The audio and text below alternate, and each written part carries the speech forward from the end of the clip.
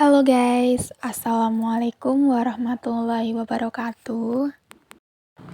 Di video kali ini, aku bakal ngejelasin bahan-bahan yang digunakan untuk proses pembuatan roti atau kue kering. Nah, yang pertama ada tepung terigu. Terigu adalah tepung hasil dari bulir gandum yang telah melalui proses penggilingan. Gandum pertama kali ditemukan di daerah Timur Tengah sebelum tahun 9600 sebelum Masehi, dan dalam sejarah merupakan salah satu biji-bijian pertama yang ditanam oleh manusia secara besar-besaran. Sejalan dengan pertumbuhan dan penyebaran populasi manusia, gandum sebagai makanan pokok juga ikut menyebar ke seluruh penjuru dunia. Hal itulah yang kemudian memunculkan beragam jenis gandum yang ada saat ini. Saat ini, makanan berbasis terigu telah menjadi makanan pokok di banyak negara. Bahkan, di Indonesia dapat dijumpai beragam jenis makanan yang terbuat dari terigu. Kandungan gizi yang tinggi, pengolahan yang mudah dan praktis, ketersediaan yang cukup, serta harganya relatif terjangkau, menjadikan makanan berbasis terigu merambah cepat ke berbagai negara. Selain mengandung banyak karbohidrat, terigu juga mengandung protein dalam bentuk gluten. Kandungan gluten ini yang membedakan antara terigu dengan tepung lainnya. Gluten adalah suatu senyawa pada terigu yang bersifat kenyal dan elastis, yang berperan dalam menentukan kualitas suatu makanan yang dihasilkannya. Semakin tinggi kadar gluten, semakin tinggi kadar protein dalam terigu tersebut. Kadar gluten dalam terigu sangat tergantung dari jenis gandumnya. Makin tinggi kandungan protein dalam tepung, maka baik hasil produksinya. Sehingga syarat utama tepung terigu untuk pembuatan roti adalah yang kandungannya proteinnya tinggi. Anda boleh saja menggunakan tepung terigu protein sedang agar hasilnya lebih lembut, tetapi elastisnya berkurang. Untuk hasil roti yang lembut, berserat halus dan elastis, kombinasikan dengan tepung terigu protein tinggi dengan protein sedang. Secara umum, tepung terigu yang dihasilkan dari industri penggilingan terigu dibedakan menjadi 3 kategori utama berdasarkan kandungan protein yang dihasilkan. Ketiga kategori tersebut adalah: yang pertama, tepung terigu protein rendah. Tepung terigu protein rendah merupakan jenis tepung terigu yang memiliki protein paling rendah. Kadar protein yang terkandung di dalamnya sekitar 6% sampai dengan 8%. Dibandingkan dengan tepung terigu lainnya, kadar gluten yang terkandung di dalamnya paling rendah. Oleh karena itu, tepung terigu protein rendah biasa dipakai untuk membuat adonan yang tidak memerlukan tekstur kenyal dan elastis. Tepung ini baik sekali untuk membuat kue dan aneka kue-kuean yang renyah. Contoh makanan yang diulang menggunakan tepung terigu protein rendah adalah cookies, biskuit, gorengan, dan berbagai jenis cake. Kelebihan tepung terigu ini adalah lebih tahan lama karena kandungan proteinnya yang rendah. Oleh karena itu, makanan yang terbuat dari tepung ini tidak akan mudah berjamur. Itulah mengapa kue-kue kering lebaran dapat tahan hingga 6 bulan. Salah satu produk tepung terigu protein rendah yang dijual di pasaran adalah kunci biru. Yang kedua, tepung terigu protein sedang. Tepung terigu protein sedang memiliki kadar protein berkisar antara 8% sampai dengan 11%. Tepung terigu ini biasa disebut tepung terigu serbaguna. Tepung ini baik sekali untuk membuat makanan yang bertekstur lembut, namun cukup mengembang, seperti cake, martabak, waffle, dan lain-lain.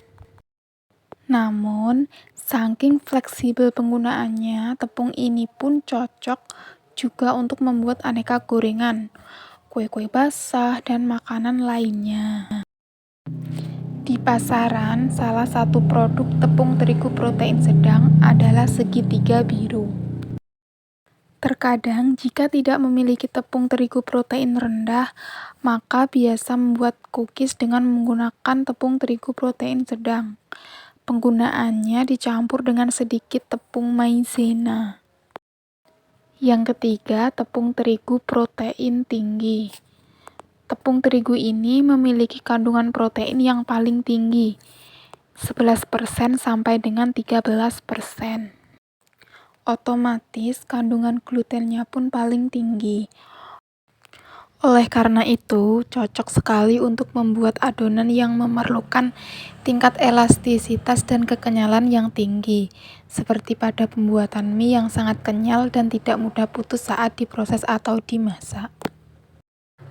Tepung ini juga sangat baik untuk membuat berbagai jenis roti yang memerlukan volume besar atau untuk roti yang dicampur dengan buah atau biji-bijian. Dikarenakan roti yang dicampur dengan buah atau biji-bijian memerlukan struktur yang kokoh untuk menopang tekstur roti secara keseluruhan. Hasil olahan makanan yang menggunakan tepung ini biasanya mengembang, lembut, kenyal, dan juga elastis.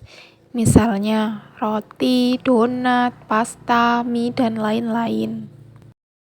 Kelemahan tepung terigu ini adalah tidak bertahan lama, sehingga makanan hasil olahannya cepat basi.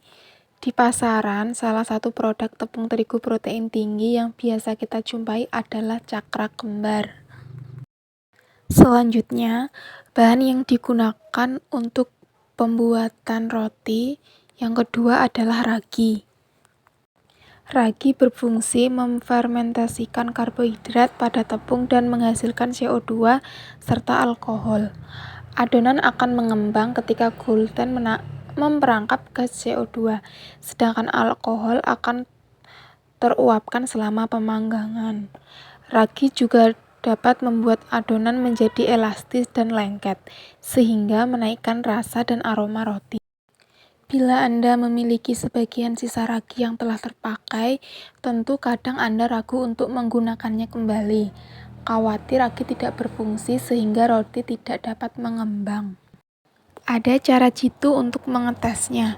Campur 20 ml air dengan 5 gram ragi dan 3 gram gula dalam gelas. Bila dalam waktu 15 menit dapat mengembang 3 kali lipat, berarti ragi masih dapat dipakai. Macam-macam ragi. Yang pertama, ragi segar. Berbentuk padat, segar, dan mengandung 70% kadar air. Harus disimpan di dalam lemari es. Yang kedua, ragi koral. Berbentuk koral dengan kandungan air 7,5%. Untuk mengaktifkannya, rendam dalam air bersuhu 40 derajat Celcius dengan perbandingan ragi dan air 1:4 selama kurang lebih 10 menit. Yang ketiga, ragi instan. Berbentuk butiran, sangat praktis karena dapat langsung dicampurkan dengan bahan kering lainnya, kecuali garam yang dapat mematikan kerja roti. Yang ketiga, ada garam. Garam berfungsi memberi aroma dan rasa, mengatur kadar peragian dan memutihkan warna roti. Sedikit garam pada roti, sekitar 10-12% dari jumlah tepung terigu, dapat meningkatkan kekuatan gluten, sehingga adonan roti lebih mudah diuleni dan mencegah ragi berkembang biak terlalu cepat. Yang keempat, ada gula. Gula berfungsi sebagai energi bagi ragi untuk memulai aktivitasnya, sehingga proses pengembangan menjadi lebih cepat, memberi rasa manis, membuat roti lebih empuk, dan memberi warna kulit roti dengan proses karamelisasinya. Walau demikian, roti yang mengandung terlalu banyak gula akan membutuhkan waktu yang lebih lama untuk mengembang, karena gula juga bertindak sebagai pengawet yang dapat menghambat kerja roti. Nah, untuk yang kelima ada cairan. Cairan dapat berupa air putih, air es, dan susu cair atau kombinasi ketiganya.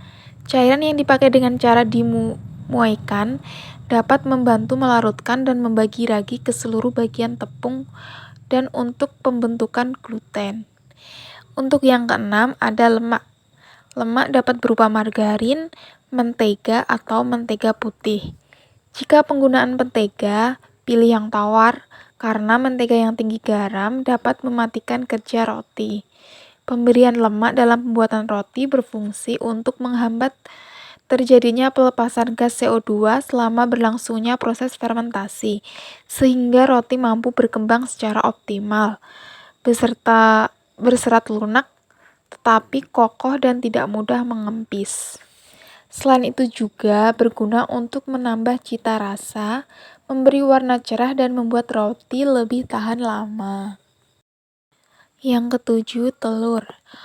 Telur umumnya yang dipakai hanya kuningnya, karena sifatnya serupa dengan telur utuh. Saat pengulenan, kuning telur akan beremulsi sehingga mampu mengentalkan dan mengikat bahan lain menjadi adonan yang kompak dan seragam. Sedangkan saat pemanggangan, protein kuning telur akan naik ke permukaan dan membentuk kulit yang lunak, empuk, dan kecoklatan. Yang kedelapan ada susu bubuk. Susu bubuk dapat berupa susu bubuk full cream ataupun susu skim. Membuat struktur roti makin kokoh, kuat, dan stabil serta menaikkan rasa dan nilai gizi. Yang kesembilan, bread improver. Bread improver berfungsi untuk memperlunak dan memperkuat gluten. Bread improver berbentuk seperti tepung. Cara pemakaiannya langsung dicampur dengan bahan kering. Sekarang peralatan yang digunakan untuk membuat roti. Yang pertama ada oven. Oven merupakan alat yang biasa kita gunakan untuk membuat kue. Penggunaannya biasanya dilakukan pada tahap akhir dalam membuat kue. Oven berfungsi untuk memanggang adonan kue yang kita buat sebelumnya. Berbagai jenis dan merek dari oven, kamu bisa mencari sesuai dengan fungsi dan budget yang kamu miliki. Sekarang ada 2 jenis oven yang beredar di masyarakat, yaitu oven listrik dan oven gas. Keduanya memiliki kelebihan dan fitur masing-masing. Namun, sekali lagi, jika kita ingin membeli oven, sesuaikan dengan budget yang kita miliki. Yang kedua, ada mixer atau pengaduk adonan. Terdapat berbagai macam mixer yang dapat kita gunakan untuk mengaduk adonan kue. Di antaranya adalah hand mixer dan stand mixer. Dari namanya, kita bisa tahu apa itu hand mixer dan stand mixer. Hand mixer adalah mixer yang digunakan menggunakan tangan. Harganya lebih murah dibandingkan dengan stand mixer, karena stand mixer dapat bekerja otomatis tanpa harus bersusah payah untuk mengaduk adonan. Tapi kalau menurut saya, hand mixer lebih saya pilih karena hasil yang kita buat dengan tangan sendiri lebih berharga dibandingkan dengan tangan mesin. Namun, kalau kita mau membuat kue dalam jumlah yang banyak, sangat disarankan untuk menggunakan stand mixer. Bisa pegel tangan kalau mau buat kue banyak tapi ngaduk manual menggunakan tangan. Ya kan guys? Yang ketiga, timbangan. Timbangan berfungsi untuk menimbang atau mengukur berapa jumlah tepung atau bahan lainnya yang kita butuhkan sesuai dengan aturan atau komposisi bahan tersebut. Untuk memilih timbangan, kita harus jeli, karena timbangan ini sangat penting dalam membuat kue. Biasanya, kalau sebagai pemula akan sangat membantu karena belum bisa mengira-ngira berapa takaran yang pas untuk membuat kue. Untuk hasil yang lebih akurat dapat menggunakan timbangan digital. Yang keempat, gelas ukur. Gelas ukur digunakan untuk mengukur bahan yang berbentuk cair, seperti susu, air, dan bahan lainnya. Ukuran ini biasanya dalam bentuk cc atau mili. Pastikan menaruh gelas ukur di tempat yang datar, sehingga bahan yang diukur dapat pas sesuai dengan takaran yang dibutuhkan. Nah, untuk yang kelima, ada sendok ukur. sama seperti gelas ukur yang berfungsi untuk mengukur atau menakar bahan yang akan kita aduk bersama bahan yang lain. Biasanya sendok ukur yang kita gunakan adalah sendok teh yang ada di rumah, karena ukurannya biasanya adalah 1 sendok teh atau 1/8 sendok teh. Tapi jangan salah ya, sendok teh yang ada di rumah sobat belum tentu sesuai dengan ukuran sendok teh yang standar. Yang keenam, spatula. Spatula biasanya terbuat dari bahan plastik dan karet yang fleksibel. Spatula digunakan untuk mengaduk adonan setelah dikocok dengan mixer atau untuk memindahkan adonan. Next, yang ketujuh ada rak pendingin. Rak pendingin digunakan untuk mendinginkan atau mengeluarkan semua udara dalam cake setelah keluar dari loyang pembakaran. Yang kedelapan, kertas. Kertas ini digunakan untuk memudahkan mengeluarkan roti setelah di oven dari pembakaran. Untuk ukuran tergantung dari besar kecil loyang atau cetakan. 9. Kuas. Kuas ini bentuk dan ukurannya juga bervariasi. Kuas digunakan untuk mengoles loyang dengan margarin atau minyak. Bisa juga untuk mengoles permukaan kue atau roti. Ukuran kuas juga bermacam-macam. Bisa menyesuaikan dengan kebutuhan kalian. Yang ke-10 ada rolling pin. Rolling pin adalah penggilingan. Bisa terbuat dari kayu atau kombinasi marmer. Fungsinya bukan hanya untuk menipiskan, tapi juga untuk mengeluarkan udara pada adonan roti yang telah mengembang. 11. Cetakan kue. Cetakan kue berfungsi untuk mencetak kue sesuai dengan bentuk dan ukuran masing-masing. Kalau membuat kue putri salju, biasanya berbentuk bintang, bulan, dan bentuk-bentuk lainnya akan sangat membantu. 12. Wadah datar. Kebanyakan kue menggunakan metode pemanggangan dalam proses pematangan akhir. Untuk itu, diperlukan wadah datar yang terbuat dari stainless steel yang cukup kuat dan tahan lama. Lebih baik cari wadah datar yang food grade supaya lebih aman. Nah, untuk selanjutnya, teknik pengolahan roti. Sebelum membuat roti, maka langkah pertama yang harus dilakukan adalah menyiapkan bahan-bahan yang diperlukan atau prepare ya. Kita harus mengetahui sifat dari bahan-bahan yang diperlukan. Pilihlah bahan-bahan yang berkualitas baik dan tentunya cari bahan dengan harga yang layak. Sediakan tempat penyimpanan yang sesuai dengan bahan tersebut agar bahan tersebut akan dalam kondisi yang baik. Mengapa kita harus mempunyai tempat penyimpanan yang baik? Karena di samping bahan tersebut tidak cepat rusak, kita pun dapat menyimpan bahan tersebut dalam jumlah yang cukup sebagai persediaan. Hindarkan penyusutan dan kerusakan akibat terlalu banyak persediaan atau overstock. Setelah bahan tersedia, mulailah dengan penimbangan. Hindarkan pemakaian sendok, satuan butir, serta takaran cangkir. Bahan-bahan yang bersifat sensitif seperti garam, ragi, atau zat adiktif harus ditimbang dengan tepat. Bertitik tolak dari semua ini barulah pembuatan roti dimulai. Yang pertama, pembuatan adonan. Semua bahan yang diperlukan diaduk atau dicampurkan menjadi satu sampai adonan menjadi rata. Adonan menjadi kenyal, elastis, dan tidak lengket sesuai dengan konsistensi yang diperlukan oleh jenis roti yang akan kita buat. Pencampuran bahan-bahan atau pembuatan adonan ini merupakan tahap pertama dari pembuatan roti. Untuk menghasilkan roti yang baik, pencampuran bahan-bahan perlu diperhatikan dengan seksama. Penyerapan air secara total baru dapat dicapai bila perkembangan glutennya cukup. Lamanya penyerapan air oleh tepung serta berkembangnya gluten hingga optimal sangat tergantung pada jenis tepung yang kita gunakan. Jangan pernah untuk menyampur ragi dengan gula dan garam, karena akan mengakibatkan kerja ragi tidak maksimal. Faktor-faktor yang mempengaruhi pencampuran adalah bentuk dari mesin pencampur, kecepatannya, kekuatan tepung untuk menyerap air, formula, masa peragian, serta jenis roti yang diinginkan. Suhu yang diperlukan adonan sekitar 25 derajat Celcius sampai 28 derajat Celcius. Jika roti diaduk melebihi batas yang ditentukan, akan menghasilkan roti dengan volume yang sangat mempunyai remah di bagian dalam atau rani ya.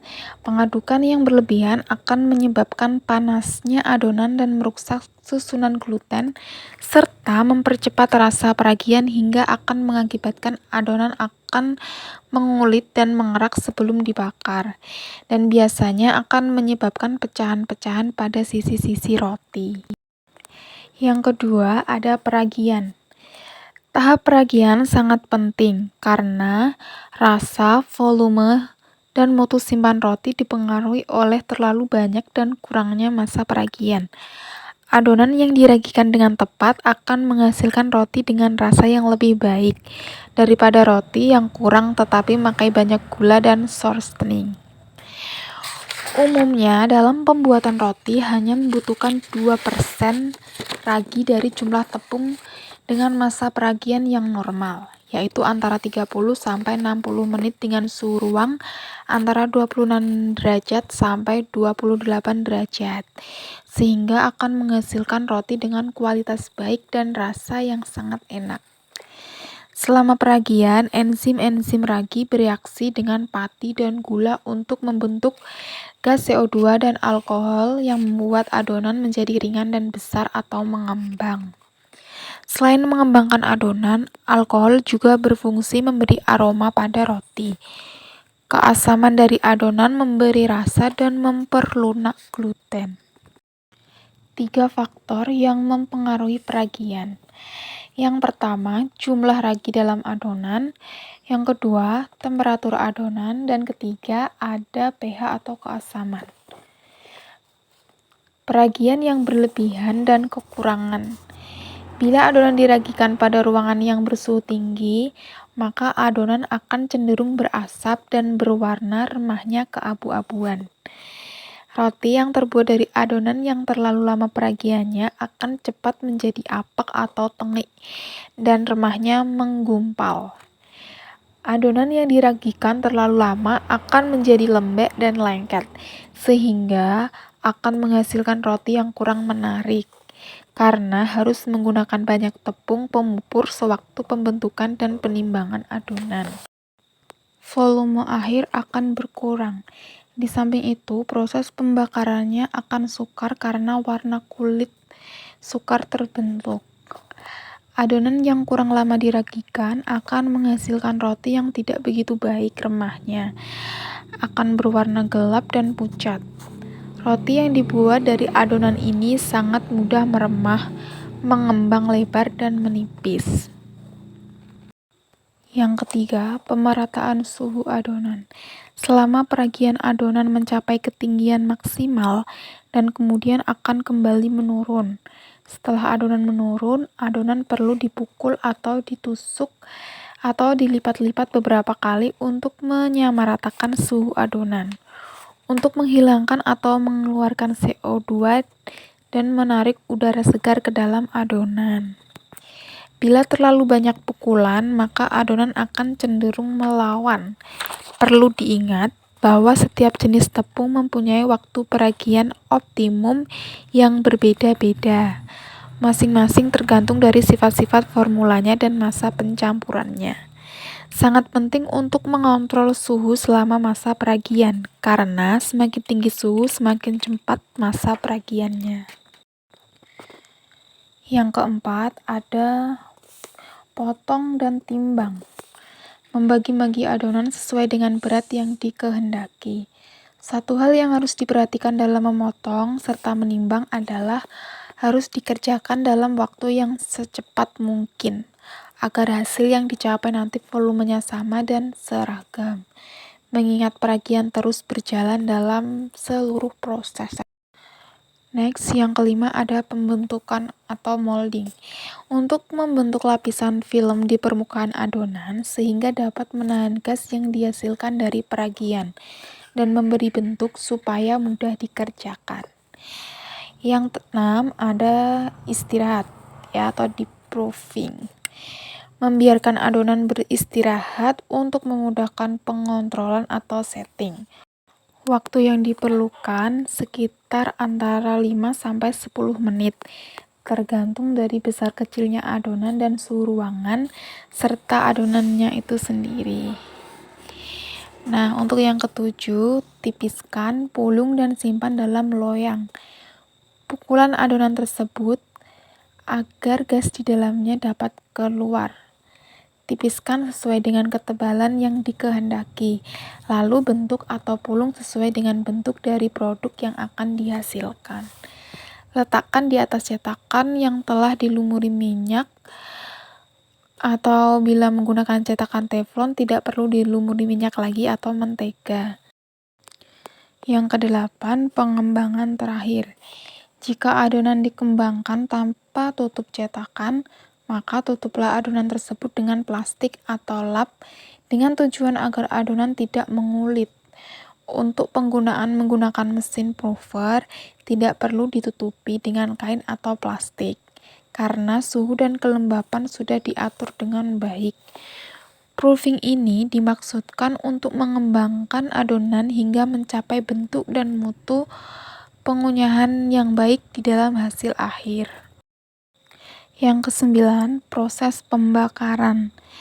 Temperatur yang digunakan untuk membakar roti sangat tergantung dari besar kecilnya jenis adonan yang akan dibakar. Setelah itu, kandungan gula pun dapat mempengaruhi temperatur dari panas yang diperlukan. Volume adonan bertambah dalam waktu 5-6 menit pertama di dalam oven. Karena suhu adonan pada saat itu belum mencapai 63 derajat Celcius, di mana ragi masih dapat aktif bereaksi dan membentuk gas. Setelah itu, suhu adonan lewat dari 63 derajat Celcius, ragi mati dan adonan berhenti mengembang. Yang 10, dikeluarkan dari cetakan. Supaya roti tidak berkeringat, maka roti harus dikeluarkan dari cetakannya segera.